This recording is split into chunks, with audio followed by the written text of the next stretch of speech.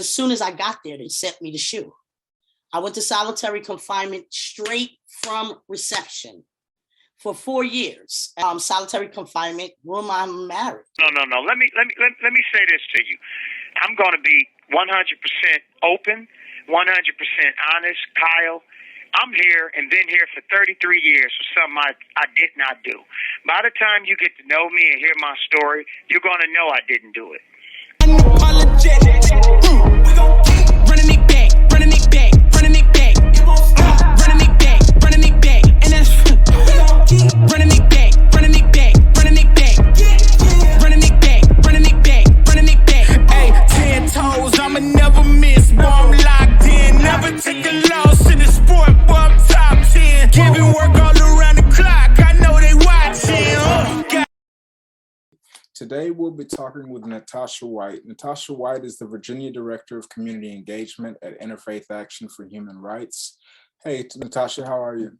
Fine. How you doing today, Kyle? I'm good. I'd love to jump right into it. What does your work mean? What does that title mean? So I work for a human rights organization that services the DMV, which is DC, Maryland, and Virginia. Our sole focus is on solitary confinement. I am the only employee that is Virginia-based, and I basically I'm a one-man campaign for the legislation that we submit in Virginia. Okay. The general agenda is to shut solitary confinement down in its entirety. However, we have submitted a bill that coincides with the other states' bills that have been introduced into legislation to reduce solitary confinement to a maximum of 15 days within a 60-day time span, making it coincide with the Nelson Mandela rule for the United Nations.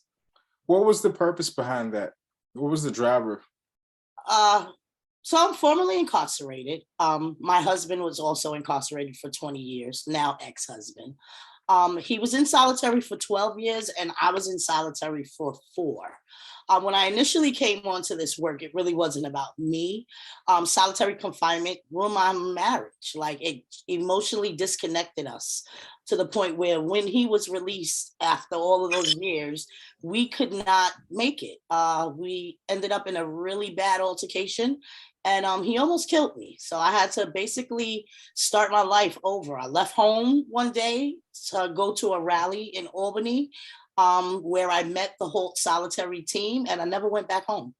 And I just kept moving from there. I started my fight in New York. We won in March of 2021, limiting solitary confinement to 15 days there. And then I moved to Virginia and picked up the baton here. They like to call me the serial solitary slayer. Yeah. Those purposes for me. That sounds amazingly personal. This major issue that you had to survive through. Right. Just to, be here and then to be actually dedicating your work and your efforts towards helping people in that situation. Can you talk a little more about some of the negative effects of long-term solitary confinement that you've seen or heard about? Yeah. Well, I'll tell you one very long-term and permanent side effect is suicide. Every day, somebody in solitary confinement attempts to commit suicide. Every other day, somebody actually does it. 300,000 people are held in solitary confinement right now at this current moment in this country. Hallucinations, like it just basically will change your whole way of thinking. Your mind is not stimulated. You see the same things every day. You hear the same noise every day. You smell the same smells. No sunlight. Like, it is just so inhumane that the effects are irreversible.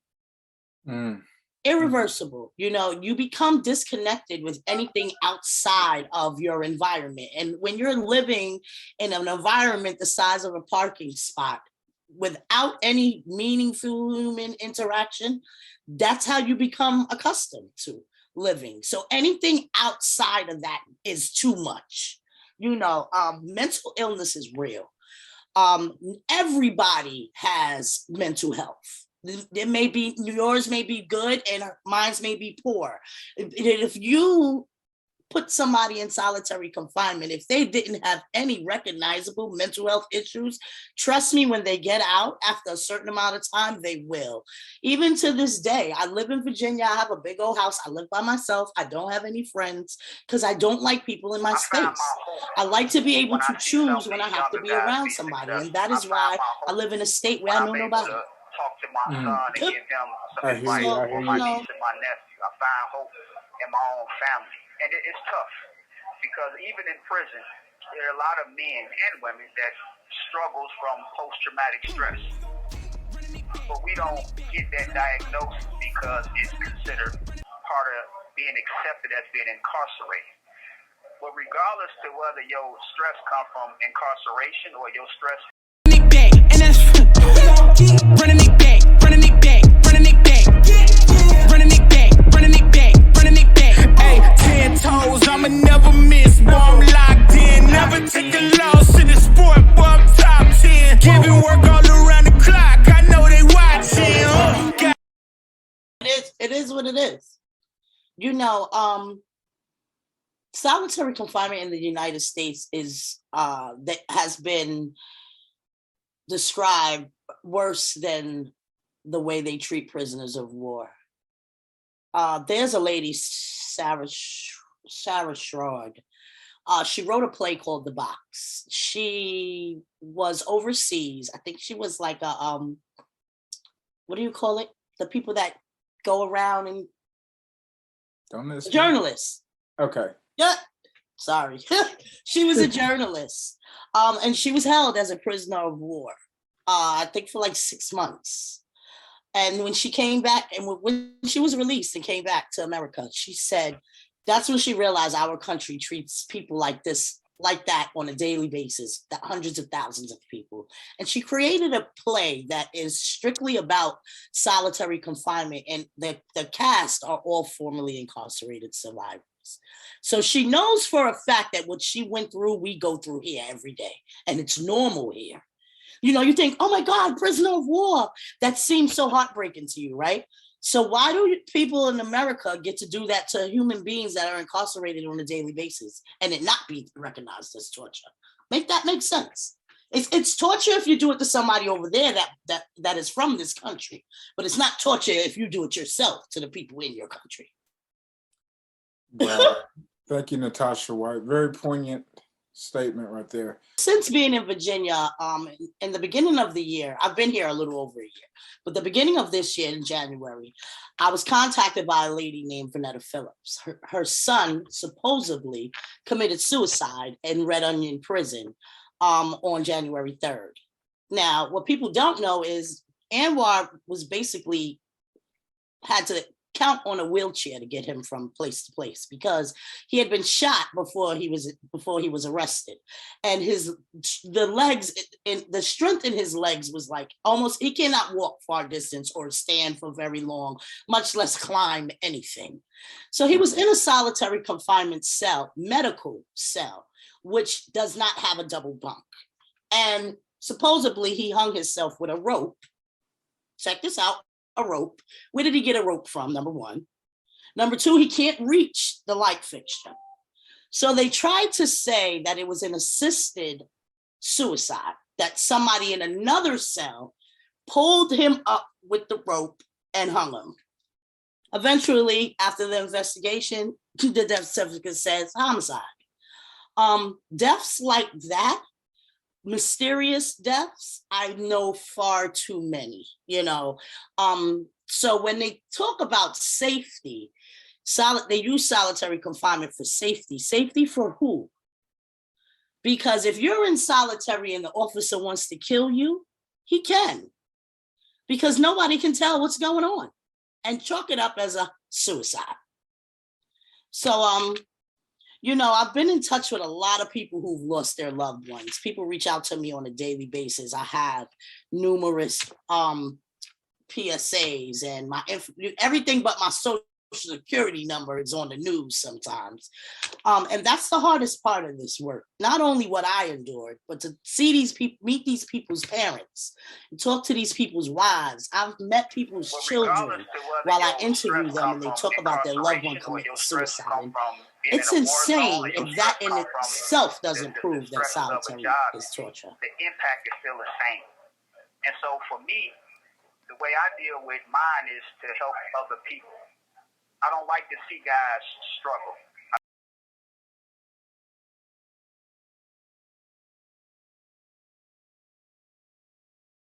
Unapologetic. We gon' keep running it back, running it back, running it back. It won't stop. Running it back, running it back. And that's we gon' keep running it back, running it back, running it back.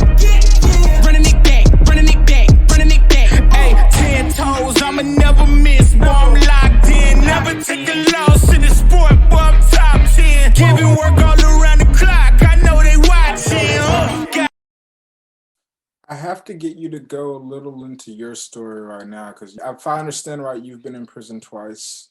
And more than twice. Okay. Your two significant terms were juvenile and adult. Yeah. Okay. Can you tell people a little bit about your mind state going into prison as a young adult, and then just what that experience was for you? Wow. So I started going to prison when I was 13 years old. A juvenile prison I stayed in until I was 17 because it can't keep you past 18 if you were not charged as an adult. And then I was released, and I was bad. Like, period. Like, as a kid, I was bad. So as an adult, I was kind of worse because now I've been around nothing but bad kids. And that's the truth. You don't like to call people bad, but people that exert bad behavior are bad at that moment, right? So I realized when I went to a jail as an adult that the majority of the people I was in jail with as a child were in jail with me now. That's number one. It automatically clicked, but it was like a playground. I was accustomed to that environment. I got arrested. I had a serious crime. I'm not going to say what it is, but I did a total of 15 years as an adult. And I did them with people I grew up with. Now, for the real sad part about that is prison didn't make me better. They didn't offer me anything that I needed. I think what got me through was the fact that I was incarcerated with people that I knew. We were sisters. We came through a struggle together. So my issues that I developed in between that part of me going from juvie to adulthood, I ended up on drugs. I married a gangbanger. Like, my life was chaotic and just dangerous. So prison kind of saved me because it preserved me. I know had I not been to prison, I would have died a long time ago. I've been stabbed 17 times, shot. And even in prison, I still had to answer for my husband's gang affiliation. Because as soon as I got there, they sent me to SHU. I went to solitary confinement straight from reception for 4 years. And the warden came to see me and told me, when I asked her, why y'all got me locked up? Everybody else, is in the yard. Everybody, when you go from county jail to prison, it's like a breath of fresh air because they have programming and they have school and you could go outside 3 times a day. So, that's what I was expecting. And that didn't happen to me. I got to the jail, they put me right in SHU, and I stayed there for 4 years. Can you explain? SHU, Special Housing Unit, is what SHU stands for, which is solitary confinement. The warden told me that I would not corrupt her jail, so I would never get out of that cell until I left her jail. And she was telling the truth. So for 4 years, I was tortured in a unit with people that were hanging themselves, people that were smearing feces on the wall. The smell was horrendous. The officers treated us like trash. refused to give us sanitary napkins. Can you imagine being a woman on your cycle locked in a cell for a week with no Kotex and no tissue? You're using the sheets you got to sleep on to catch your menstrual cycle. It is so degrading. And that's just a small part of it. You know what I mean?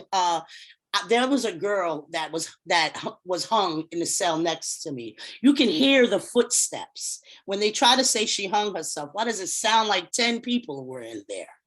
You know what I mean? The things I witnessed. Another young lady I was incarcerated with went into early labor. She was pregnant with twins. One of her twins died. She delivered a baby in a cell before they could even get to her. Like to hear the screams all day, every day, it was just so. It's like unexplainable for you to really get it without seeing it, without being there. Agreed. I don't know if I answered your question, but it like I kind of. Unapologetic. We gon' keep running it back, running it back, running it back. It won't stop. Running it back, running it back, and that's we gon' keep running it back, running it back, running it back, running it back, running it back, running it back. Hey, 10 toes, I'ma never miss. Boy, I'm locked in, never take a loss in the sport. Boy, I'm top 10. Giving work all around the clock. I know they watching. To be able to have some sense of value in here, and when you do, you can be labeled as, a troublemaker. You can be labeled as a manipulator. You can be labeled as anything other than this person just expired to try to be the best that they can. So you run into those challenges as well. But at the same time, that's just another test that you have to go through to really test your character to see if your change is genuine or if your change is circumstantial. And circumstantial change is that which occurs by necessity based upon the situation in which you are in. So you just adapt for that temporary term period. When your change is personal and is more natural and is true, then it evolves with you over time and it remains consistent. And that's been my walk.